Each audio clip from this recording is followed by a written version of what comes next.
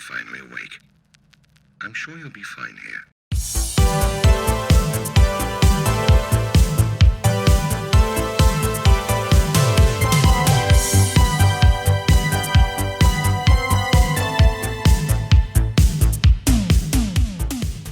Hey guys, what is going on? Chris here with Shughead Gaming, bringing you my review for Blind, developed by Tiny Bull Studios and releasing this September 18th for PlayStation VR at an estimated price of $30. Of course, that's depending on your region.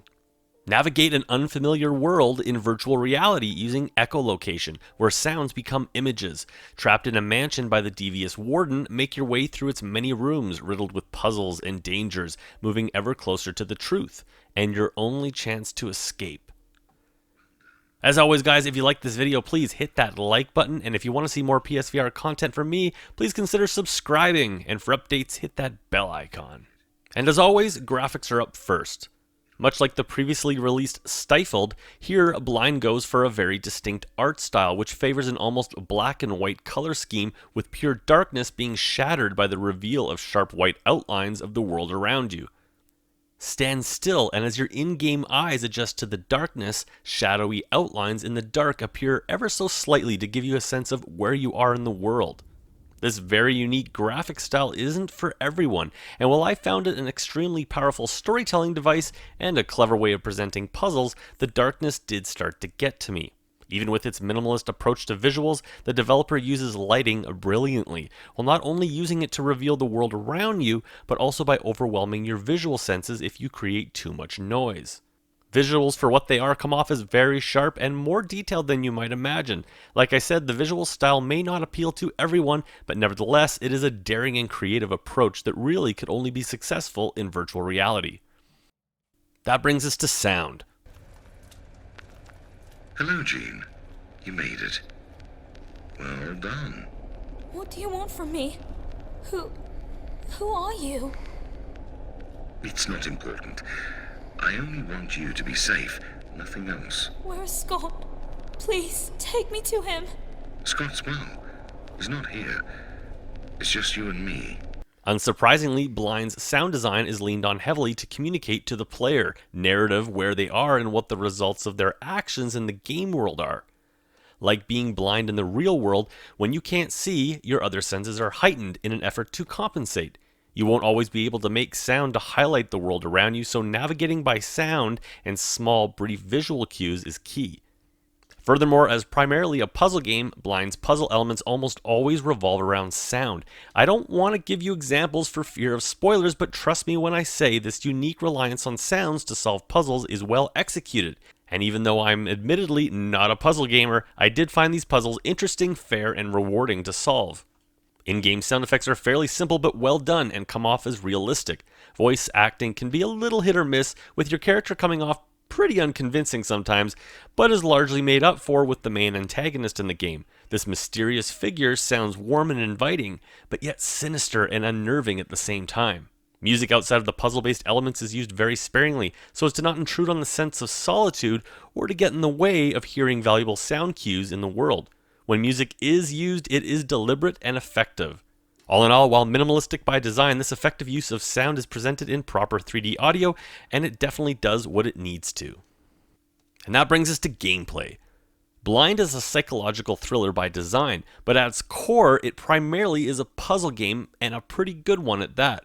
The player takes on the role of a young woman looking to find her brother and escape this mysterious mansion. Using the required 2 move controllers, you will walk freely around the house attempting to make enough sound to highlight the world around you, but more on that later. Navigating the world with the moves is relatively simple, yet it's still awkward as it is without the use of analog sticks on those move controllers. Face buttons are used to move back and forth, left and right, and to crouch. This is made more difficult by the irritatingly locked-in click turning, as facing required items can be a pain and made immensely more difficult when in the darkness and unable to judge where the huge click turning adjustments have faced you. This is helped slightly by your body slightly strafing where you look, but here's hoping for an immediate patch to add in optional smooth turning. As you progress through this roughly 4-hour campaign, unless you're an idiot like me, you will progress and unlock various rooms in this mansion of secrets. Most puzzles are carried out in a single room and, as previously mentioned, require you to use your sense of sound to complete them. As you are blind, you will come to depend on items you can pick up and throw, drop, or hit to reveal, oh so briefly, the world around the sound you made. Make too much noise and your hearing becomes overwhelmed, making you just feel like you got hit with a flashbang and firewall. These two extremes can create a sense of confusion as you lose your bearings in the world around you. This was frustratingly so in various parts of the game, where you are without your cane and walking aimlessly, straining to see anything to navigate around or throw. But puzzle game lovers may appreciate the unique challenge presented here. I, on the other hand, did not, but every time I felt done with the game or tired of the darkness, I would complete another puzzle and then be inspired to carry on. Puzzles are varied and fair and often not overly complex, but intelligent in their simpleness. When I did find myself stuck, as often was the case, your character will speak up and while talking to herself, give you, the player, some very slight hints to help you forward. Unfortunately, the sparse nature of the visuals and sound, along with the weak narrative, does begin to get dull, and I found myself feeling a bit done with the game around the halfway mark.